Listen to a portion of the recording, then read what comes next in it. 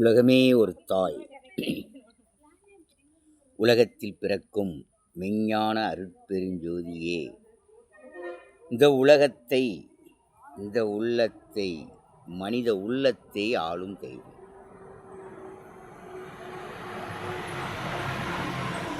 மனசாட்சியோடு நீ வாழ்ந்தால் இறைவன் அரசாட்சி புரிவார். மனசாட்சியோடு வாழ்ந்தால் இறைவன் அரசாட்சி புரிவார். உன் மன இயக்கமே உனக்கு. உன் மனம் எப்படி இயங்குதோ அதுதான் உனக்கு. இன்று மக்களுக்கு, என் அன்பார்ந்த சகோதர சகோதரிகளுக்கு அறிவிப்பது, தெரிவிப்பது என்னவென்றால்,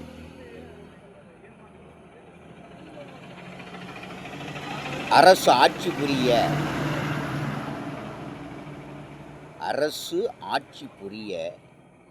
5 ஆண்டுக்கு ஒரு முறை தேர்தல் பரீட்சை. 5 ஆண்டு அரசு ஆட்சி புரிய 5 ஆண்டுக்கு ஒரு முறை தேர்தல் பரீட்சை. இந்த பரீட்சை யாருக்கு? பொதுநலவாதிகளுக்கு, பொதுநல சிந்தனை உள்ளவர்களுக்கு. மற்றவர்கள்லாம் இந்த போட்டியில், இந்த பரீட்சையில் கலந்துக்கிட மாட்டார்கள். அந்த சிந்தனையும் அந்த உணர்வும் மனமும் ஓட்டம் உள்ளவர்கள் கண்டிப்பாக அரசு பதவிக்கு வருவார்கள். கண்டிப்பாக வருவார்கள். அப்போ இந்த பரீட்சையிலே யார் அதிகமான வெற்றி பெறுகிறார்களோ, மக்களின் உள்ளத்தை கவர்கிறார்களோ, அவர்கள் உள்ளத்தில் மனம் கொள்கிறார்களோ, அவர்கள் பதவிக்கு வருகிறார்கள். இதிலே கடுமையான போட்டி உண்டு இந்த பரீட்சையிலே. அப்படி இந்த தமிழ்நாட்டை ஆண்டதிலே, நம் நாடு சுதந்திரம் பெற்ற பின் பல அரசியல்வாதிகள் பொதுநல ஞானிகள் என்று சொல்லுவேன். ஆரம்பத்தில் வந்தவர்களெல்லாம் ஞானிகள், அரசியல் ஞானிகள், பொதுநலவாதிகள். வதிகள் அல்ல, வாதிகள், மக்களுக்காக சிந்திப்பவர்கள் அன்று வந்தார்கள். எத்தனை பேர்! பெரியார், பெருந்தலைவர், பேரறிஞர், புரட்சி தலைவர், புரட்சி தலைவி, இன்னும் எத்தனை பேர், எத்தனை பேர்! மகாத்மா காந்தி, இந்திரா காந்தி, ராஜீவ் காந்தி, இன்று ராகுல் காந்தி, பல பேர். அப்போ இந்த பரீட்சை 5 ஆண்டுக்கு ஒரு முறை நடக்கும் இந்த பரீட்சையிலே இந்த மக்கள் யாரை தேர்ந்தெடுக்க வேண்டும்? ஓட்டு போட வேண்டும் இந்த பரீட்சையில். ஆனால் இதுவரையில் நடந்த பரீட்சைகளை எல்லாம், இந்த 5 ஆண்டுக்கு ஒரு முறை நடந்த இந்த பரீட்சை பள்ளியிலே மாணவர்களுக்கு நடப்பது போல, அங்கு ஆண்டுக்கு ஒரு முறை வரும் முலாண்டு தேர்வு, இங்கு 5 ஆண்டுக்கு ஒரு முறை. இந்த பரீட்சை வைக்கும் போதெல்லாம் என்ன பண்ணுறாங்க? இந்த ஓட்டுக்காக ரூபா நோட்டு, பணம் பணம் பணம், பணத்தை கொடுத்து கொடுத்து கொடுத்து ஆட்சி பண்ணி மக்களை வசப்படுத்தி ஓட்டுக்காக வந்தவர்கள் என்று கூட சொல்லலாம். அப்போ ஆண்டவர்கள் அல்ல, இப்போ இடையில ஆண்டு கொண்டு நாம் இலவசம் கொடுத்தாலும் போதும், மக்களுக்கு ஓட்டுக்கு ரூபா நோட்டு கொடுத்தா போதும், நாம் வெற்றி பெறுவோம் என்று மனக்கோட்டை கட்டி கொண்டிருந்த அரசியல்வாதிகள் கோட்டையெல்லாம் இன்று இடித்து தகுடுபடி வாக்கிவிட்டார் இளைய தளபதி சூப்பர் ஸ்டார் விஜய். நினைத்தோமாயா? நினைத்தோமா? இவர்கள் என்ன சொல்லிக் கொண்டு இருந்தார்கள்? திராவிட கட்சிகள்னு சொல்லலாம். திராவிடம், தமிழ்நாட்டை திராவிடம் திராவிடம் எல்லாத்திலையும் திராவிடர்களின் பெயரை எழுதி, அரசு கட்டிடத்துக்கெல்லாம் அரசியல்வாதிகள் பெயர் வைத்தவர்கள். அரசு பெயரில் கொடுக்க வேண்டிய பதக்கம், பட்டம் எல்லாம் அரசியல்வாதிகள் பெயரில். அரசையை அழிச்சுக்கிட்டு இருந்தாங்க ஐயா அவங்க. அதுமாரி நாட்டில் நடந்த தீமைகளை எல்லாம் அவர்கள் கட்டுப்படுத்தி அதை அடக்கி ஒடுக்கி மக்களுக்கு சுதந்திரமாக வாழ வழி காணவில்லை. ஆனால் அவங்க வந்தெல்லாம் நோட்டு தான், நோட்டு, லஞ்சம், பொருட்கள் எல்லாம் தரம் குறைஞ்சு போச்சு. என்றைக்கு தரமான பொருள் கிடைக்குதோ அது தரமான ஆட்சி. பொருள் கிடைக்காத வரை தரமான ஆட்சியில் இன்னைக்கு டோட்டலும் பீஸாகி போயிருக்கு. அதை விஜய் சரி பண்ணணும். தரமற்ற பொருள் பீடி பீடி பீடியா தலையில் ஒரு கம்பெனியோட சேரல ஐயா. என்ன அதிலிருந்து இன்னும் ஒவ்வொரு பொருள் நிறைய இருக்குது. ஒரு பானை சோத்துக்கு ஒரு சோறு பதன மாதிரி சொல்கிறேன். நம் திங்கிற பண்டம், உணவுப் பொருட்கள், குடிக்கிறது எல்லாம் கலப்படம் கலப்படம் கலப்படம். எவ்வளோ பெரிய தர்மம் அது. அப்போ நாட்டிலே ஒரு ஆட்சி பரீட்சையிலே வெற்றி பெற்று ஒரு அரசியல்வாதி வருகிறார். இதற்கு முன்பு அரசியலாம் எங்களை எந்த கொம்பனாலும் அசைக்க முடியாதியா. எங்களை எந்த கொம்பனாலையும் அசைக்க முடியாது. 2 கட்சி, அம்மா கட்சி, ஐயா கட்சி, அசைக்க முடியாது. அடுத்தல இமயமலை, கைலாய மலையாக இருக்கக்கூடிய இமயமலையை கூட அசைத்து விடலாம்.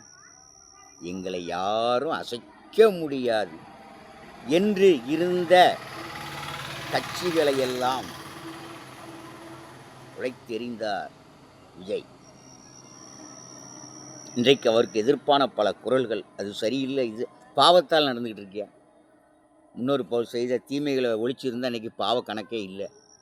தமிழ்நாடே பாவ பூமி ஆகிட்டு. விஜய் அல்ல, அண்ணாமலை அல்ல, ரஜினிகாந்த் அல்ல, எவர் வந்தாலும் பாவத்தின் கணக்கு தீர்க்கப்படுவரை இந்த நாட்டிலேயே கொலை, கொள்ளை, கடத்தல், கற்பழிப்பு, லஞ்சம், ஊழல், வறுமை, நோய், வரதட்சணை அத்தனை இருக்கியா.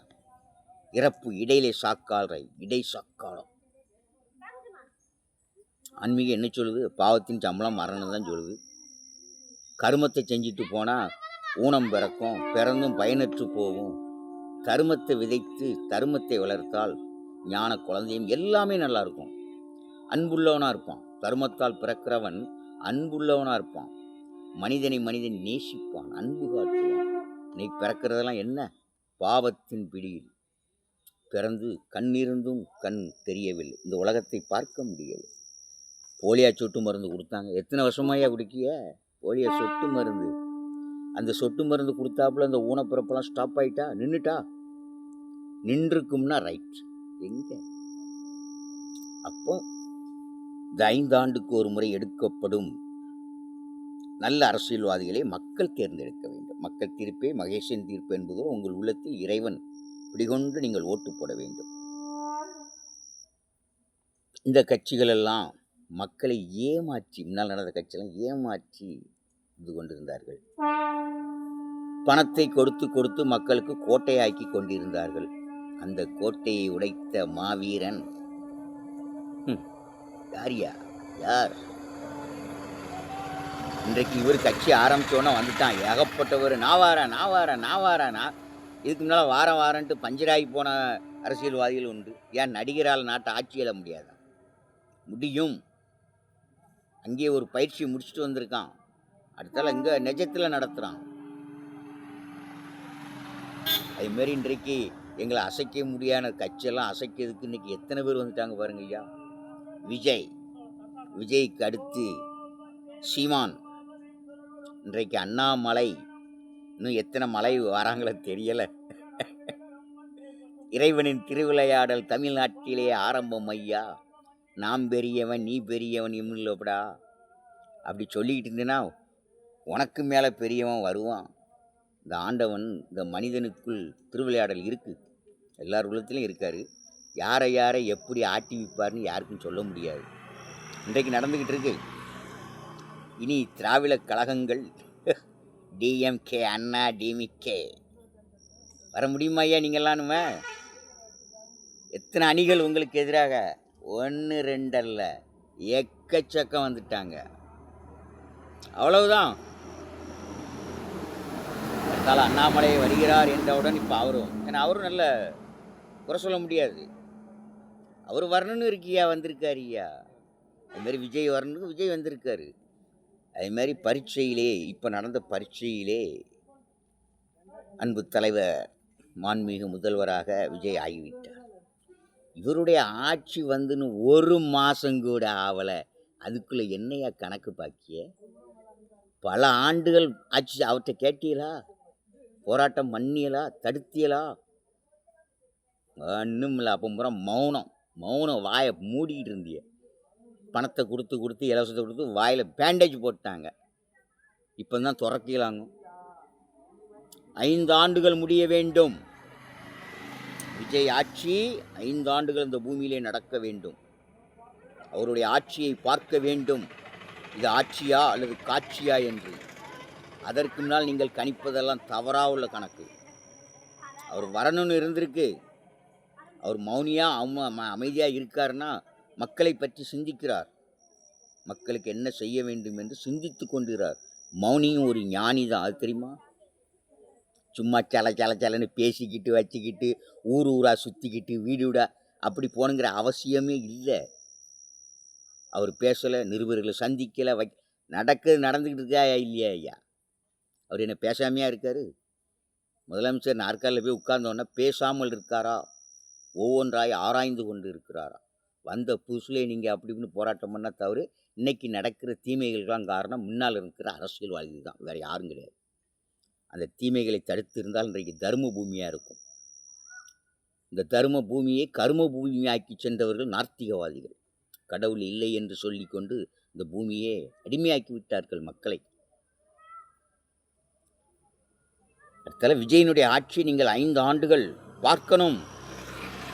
அவருடைய செயல்பாடு எப்படி இருக்குது, ஆட்சி திறமை என்ன இருக்குது? நிச்சயமாக செய்யதான் லஞ்சம் எல்லாம் ஒழிஞ்சிருயா. விஜய் ஆட்சியில் ஒழிக்கப்பட வேண்டியது அது ஒழியும். இன்னும் அத்தனை துறைகளும் பூரா ரிப்பேராக இருக்கியா. சர்வீஸ் பண்ணணும், கொஞ்சம் கொஞ்சமாக தான் சர்வீஸ் பண்ண முடியும். பண்ணிட்டா கிளியர் ஆகிடும். வேறு இந்த 5 ஆண்டு காலத்தில் அவருடைய ஆட்சி சரியில்லை என்றால் குறை சொல்லுங்கள். இன்றைக்கி நான் முதற்கொண்டு சொல்லுதேன் ஐயா, தவறுனா தவறு தான், சரின்னா சரின்னா. எந்த அரசியல்வாதிக்கோ எந்த எவனுக்கு அடிமை அல்ல இந்த சிவனடியார், அருட்ஜோதி மைந்தன். எல்லாரும் தவறாக நடந்தால் தவறாக பேசுவேன், சரினா வாழ்த்துவேன். வேறு 5 ஆண்டு முடியட்டுமே, வரட்டுமே. அண்ணாமலை வரட்டும், லதா ரஜினிகாந்த் வரட்டும், இன்னும் எத்தனை பேர் வராங்களோ, இன்னும் எத்தனை பேர் வருகிறார்களோ. பழையது கழிதலும் புதியது புகுதலும். யார்? இறைவனின் திருவிளையாடல். நம்பணும். நார்த்திகம் பேசிக்கொண்டிருந்த நார்த்திகவாதிகள் இனிமேல் பேச முடியுமா? இனிமேல் இவங்க வர முடியுமா? அத்தனை பேர் இங்கே வந்துடுவான். விஜய் பக்கம் வந்துடுவான், அண்ணாமலை பக்கம் பேருவான், சீமான் பக்கம் பேருவான். எல்லாம் நல்ல தலைவர்கள், சூப்பரான தலைவர்கள், யாரையும் குறை சொல்ல முடியாது. ஆனால் தேவையில்லாத இலவசங்களை ஒழித்து மக்களுக்கு வறுமை போக்கக்கூடிய சரியான வழிகளை காண வேணும். அதுமாரி இவர் சரியில்லைன்னா 5 ஆண்டுக்குள் இவர் சரியாக ஆட்சி புரியலையா? நாட்டில் நடக்குது எதுவும் தடுத்து நிறுத்தலை, தரமான பொருளும் இல்லை, இன்னும் லஞ்சம் வாங்கிக்கிட்டு தான் இருக்கான், பதவிக்கும் உதவிக்கும் லஞ்சமும் ஊழலும் பண்ணிக்கிட்டு தான் இருக்கான். இன்னும் நிறையா மக்களுக்கு நல்ல வேலை வாய்ப்பை கொடுக்க வேண்டும், இருக்கிறத முடக்கக்கூடாது, உருவாக்க வேண்டும். அதுமாதிரி வீதியிலே கடை வைத்திருக்கும் நம் சகோதரர்களுக்கு தமிழ்நாடு எங்கும் வீதியிலே அங்கே அவர்களுக்கு சரியான ஒரு பாதுகாப்பு கொடுத்து கடை வைக்க உரிமம் கொடுக்க வேண்டும். எல்லாரும் எல்லா வேலையும் கிடைச்சிருமா? அதுமாரி அவங்க ஒரு கடை வச்சுருக்காங்க, ஒரு பெட்டி கடை மாதிரி. இந்த திருவண்ணாமலை கிரிவல பாதையில் சுற்றி எவ்வளோ கடைகள். அவங்கள படுத்துகிற கொடுமை என்னென்னு தெரியுமா அவங்களுக்கெல்லாம்? நான் நேரில் இருந்து பார்த்துக்கிட்டு இருக்கேன், அதனால நான் சொல்கிறேன். வருடத்துக்கு 2 முறை அவர்களை கடை வைக்க விடுறது கிடையாது, ஜாமான்லாம் அள்ளிட்டு போயிடுது. மக்களை வாழ வைக்கிறதுக்கு ஆட்சியா, அழிக்கிறதுக்கு ஐயா? அழிச்சுக்கிட்டு இருக்கான். மக்களையும் அழிச்சு, மக்கள் உயிர் வாழ இருக்கும் விவசாய நிலங்கள் அழிச்சு, விவசாயிகளை அழிச்சு, மக்களாட்சியாக இருக்க வேண்டும். இன்னும் இந்த அரசியல்வாதிகள் வந்து நாட்டிலே நடக்கிற தீமைகளை எல்லாம் ஒழித்து மக்கள் சந்தோஷமாக சுதந்திரமாக வாழ சரியான வழி காணவில்லை என்றால் அடுத்து மலரும் உலக மாதா ஜோதி மக்கள் கட்சி, மக்கள் ஆட்சி. நிரந்தர அரசியல்வாதிகளுக்கு அங்கே இடமே இல்லை. 5 வருஷம்தான். ஏடிரே, நீ இருந்தால் தானே ஆளை சேர்க்க போகிற, லஞ்சம் வாங்க போகிற. மாவட்ட செயலாளர், ஒன்றிய செயலாளர், எந்த செயலாளரும் தேவையில்லையா? ஒரு கைடு, எம்எல்ஏ சட்டமன்ற தொகுதி அப்படின்னு அந்த தொகுதிக்குள்ளே எம்எல்ஏ அவங்கள தான் நம்ம தேர்ந்தெடுக்கணும். ஓட்டு போட்டு தான் தேர்ந்தெடுக்கணுமா? வேறு வழியெல்லாம் இருக்கியா? ஆண்டவன் கணக்கு. தேர்ந்தெடுத்தாச்சுன்னா நாட்டில் இல்லை எதுவுமே இருக்காது. 5 வருஷம்தான் போயிட்டே இருப்பாங்க. எந்த அரசியல்வாதியும் சாமி ஆக மாட்டான். முதல்ல எந்த அரசு கட்டிடத்துலையும் அரசியல்வாதிகள் பேர் இருக்காது. எங்கும் அரசு, எதிலும் அரசு, எல்லாம் அரசு. அதுமாரி நாட்டில் வரக்கூடிய தலைவர்கள் இன்றைக்கு அரசியல் நாகரிகத்தை அநாகரிகமாக மாற்றிவிட்டார். ஒருத்தர் தேவையில்லாத வார்த்தையில் பேச பேச அந்த அரசியல்வாதிக்கு மக்கள் மத்தியில் மதிப்பு இருக்காதியா. தரமானதை பேசுங்க. எல்லாருமே நீங்கள் எந்த கட்சிக்காரனாக இருந்தாலும் சரி, நீங்கள் யாராக இருந்தாலும் மக்களை காக்கிறதுக்கு தானே வாரிய. அப்போ உங்களுக்குள்ளே என்ன வேற்றுமை? எதிர்கட்சி, எதிரி கட்சி, மொத்த கட்சியும் மக்களுக்காகயா இல்லை வேற எதுக்குமா? மக்களுக்காகனா ஒற்றுமையுடன் இருக்க வேண்டும். கட்சிங்கிற பேரில் மக்களை பிரித்து வச்சுக்கிட்டு என் கட்சிக்காரன் உன் கட்சிக்காரன்னு சண்டை போடவும் பாவம். அதுக்காக அந்த தொண்டர்களை நீங்கள் வச்சுருக்கீங்க. அதுமாரி ரசிகர்கள், என் ரசிகர் உன் ரசிகர், ஒற்றுமையாக இருங்க ஐயா. ரசிகர் எல்லோரும் ஒற்றுமையாக இருங்க. நல்ல மனிதர்களுக்கு, நல்ல புனிதர்களுக்கு சப்போர்ட் பண்ணுங்க. அதுமாரி விஜய் ஆள வேண்டும். ஏன் விஜய் ஆளக்கூடாதா? விஜய் ஆள்வதற்கு முன்னாலெல்லாம் அவ்வளோ எதிர்ப்பும் இல்லை, ஒன்றும் இல்லை. இப்போ வந்தவுடன் கடவுள் இறக்கி விட்டுருக்காங்க விஜய. சும்மா இல்லை, நினச்சி கூட பார்த்தோமா? இன்னும் விஜய்க்கு சப்போர்ட் கூடுங்கயா, குறையாதியா. இன்னும் அவர் ஆரம்பம் தான். எவ்வளோ எதிர்ப்புகள் எது இருந்தாலும் மக்களுக்கு எது நல்ல பணியோ அதை சரியான முறையில் செய்யணும். அதுக்காண்டி ஊர் ஊராக போய் இது சொல்லணுங்கள. முதல்வர் என்பவர் இருக்கும் இடத்திலிருந்தே அந்த சட்டமும் திட்டமும் மக்கள் தேவையும் சேவையும் நிறைவேற்றினாலே அவருக்கு பேரும் புகழும் தான். என் டிவியில் பார்க்கலையா அவர் படத்தை? அங்கே பார்க்கலையா, இங்கே பார்க்கலையா? அதில் சொன்னாலே போதியா. இன்றைக்கி முன்னால் ஊர் ஊராக போய் மேலே தடிச்சுட்டு சொல்லணும், கொட்டை அடிச்சுக்கிட்டு அதுக்கு சிலிப்பு கொடுக்கணும். இன்றைக்கி அதெல்லாம் இல்லை. இன்றைக்கி நம்ம பார்க்குற செல்ஃபோன்லேருந்து டிவியிலேருந்து எத்தனை விதத்தில் இன்றைக்கு நாட்டில் நடக்கிறத பார்த்துக்கிட்டு இருக்கோம். இருக்கும் இடத்துலேருந்து அரசு இயந்திரத்தை சரியான முறையில் இயக்கினால், அரசு ஊழியர்களை ஒவ்வொரு ஊழியர்களும் தன் கடமையை சரியான முறையில் செய்தால் மக்களுக்கு எந்நாளும் பொன்னாளாக இருக்கும். பையில் பணம் இருக்க வேண்டும். பணம் இல்லை என்றால் அவன் குணம் மாறிவிடும். உண்மையா, குணம் மாறிடும். அவன் பிணமாகும் வரை பையில் பணம் இருக்கணும். அவன் குணம் மாறிச்சுன்னா எந்த ரூட்டில் போகுதுன்னு சொல்ல முடியாது. அப்போ வறுமையை ஒழிக்கணும். அவரவர்கள் தேவைகள் பூர்த்தி செய்யப்பட வேண்டும். தமிழ்நாடு ஆன்மீகம் நிறைந்த ஒரு அற்புதமான ஞான பூமி என்று அறிந்தேன். இன்னெல்லாம் அதெல்லாம் தெரியும். இப்போ எப்பா எவ்வளவு பிரம்மாண்டமான ஆலயங்கள் ஐயா, கோயில்கள் ஐயா. இந்த மனிதன் வணங்குவதற்காக, அந்த கோயிலில் போய் முறையிடுவதற்காக, தன் மன அழுத்தத்தை போக்குவதற்காக பரிகாரமாக செய்ய சொல்லியிருக்காரு. ஒவ்வொரு ஆலயமும் தமிழ்நாட்டில் இருக்கும் பேராலயமாக கற்களால் கட்டப்பட்ட அந்த கோயிலெல்லாம் பொற்கோயிலாக இருக்கியா. பாருங்கய்யா, ஒவ்வொரு கோயிலாக போய் பாருங்கய்யா. நமக்காக வணங்குவதற்காக இறைவன் கொடுத்ததையா. கடவுள் காடு ஒவ்வொரு ஊருக்கும் பெயரை வைத்து, கோயிலை வைத்து, அந்த சாமிக்கு ஒரு பெயரையும் வைத்து, எத்தனை ஆலயங்கள். ஆன்மீகம் நிறைந்த இறையாண்மை பூமி இது இந்த தமிழ்நாடு. இந்தியா ஃபுல்லாக இருக்குது. இருந்தாலும் ஆலயங்கள் அதிகமாக எங்கே இருக்குது? தமிழ்நாட்டில் தான் இருக்குது. அதிகமான ஆலயங்கள் நிறைந்த ஒரு அற்புதமான பூமி நம் தமிழ்நாடு. நம் தமிழ்நாடு ஆட்சி ஆன்மீகமும் மற்ற நாடுகளுக்கு எடுத்துக்காட்டாக இருக்க வேண்டும். அப்போ இறைவனுடைய கணக்கு என்னன்னா,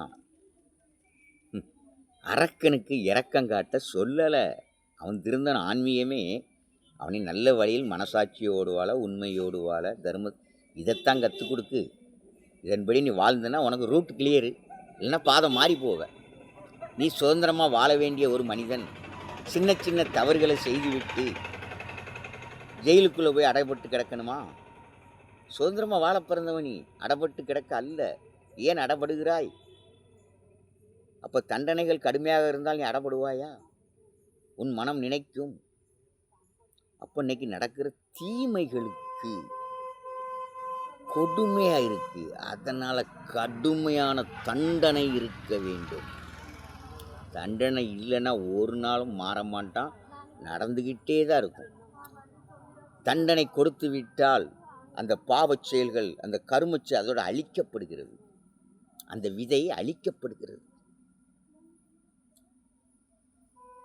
அல்லது ஆயில் தண்ணை அப்படின்னு நீங்கள் விட்டுனா அது வளர்க்கப்படுகிறது. அப்போ நாட்டில் மெயினாக கவர் பண்ண வேண்டியது இன்னைக்கு கற்பழிப்பு, பெண் தாய் இனம். வெறுப்பாக இருக்குது, வேதனையாக இருக்குது. தாயாக பார்க்க வேண்டிய இனத்தை தாரமாக பார்க்க, அவனவன் உனக்குன்னு ஒருத்தி வந்த பிறகு அடுத்தால என்ன? எல்லாத்தையும் இருக்குது ஒன்று தானே ஐயா, வேற வேறையா இருக்குது. பேச அழகு தான் வேற, மற்றதெல்லாம் ஒன்று தான், ஒரே உறுப்பு தான். மனப்பேய், காமப்பேய் பிடிச்சாள்.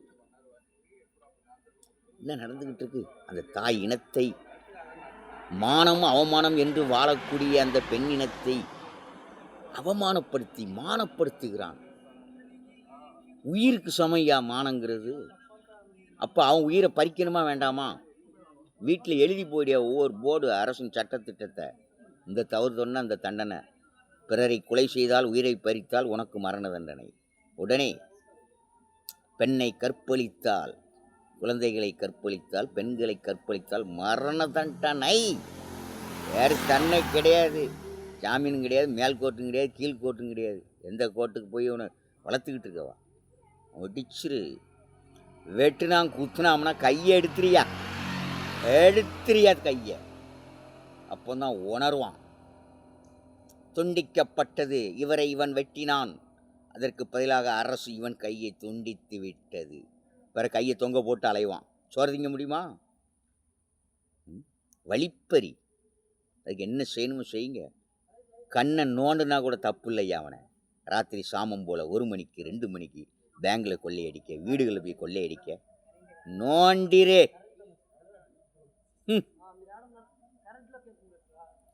சண்டை, வீட்டுக்கு வீடு சண்டை. போதையில் அடங்காமல் ஒடுங்காமல், அளவுக்கு மிஞ்சிய போதையில் மக்கள்கிட்ட தகராறு பண்ணால் பேசினான்னா பட்டினி சிறையில் கொண்டு போடியா. இப்படி தண்டனைகள் கடுமையாக்கப்பட்டால் தீமைகள் ஒளிஞ்சிடும். அடுத்தால பாவம் இருக்காது. நிச்சயம் பாவத்தின் அரங்கேற்றம் இருக்கவே இருக்காது.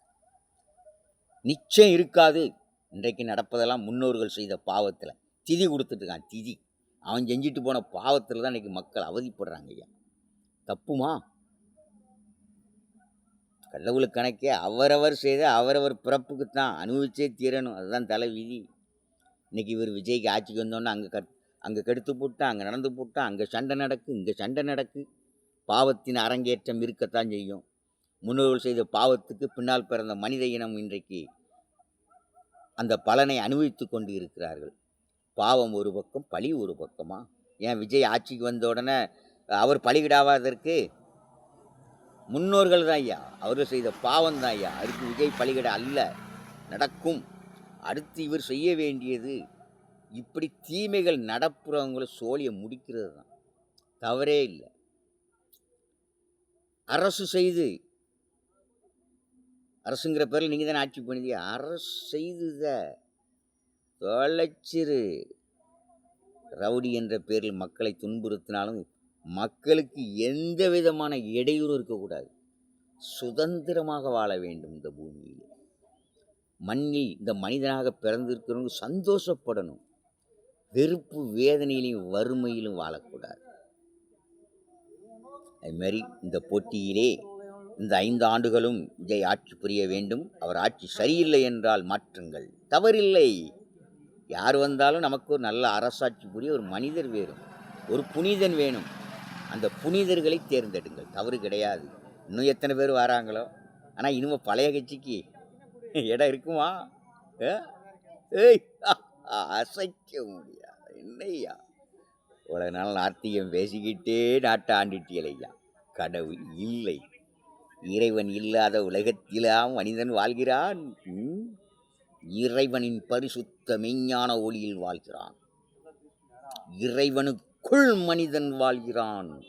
மனிதனுக்குள் மனசாட்சியாக இருக்கிறார் இறைவன். நெஞ்சுக்கு நீதி, அந்த நீதியே தேவன். Jai Mataji, Jai Arutperunjothi. God bless you. இறைவன் என்றும் உன்னோடு உன்னோடு உன்னோடு. உன் வாழ்க்கை உன் மனதில் விழிப்புணர்ச்சி அடைய வேண்டும். விழிப்புணர்ச்சி அடைய வேண்டும்.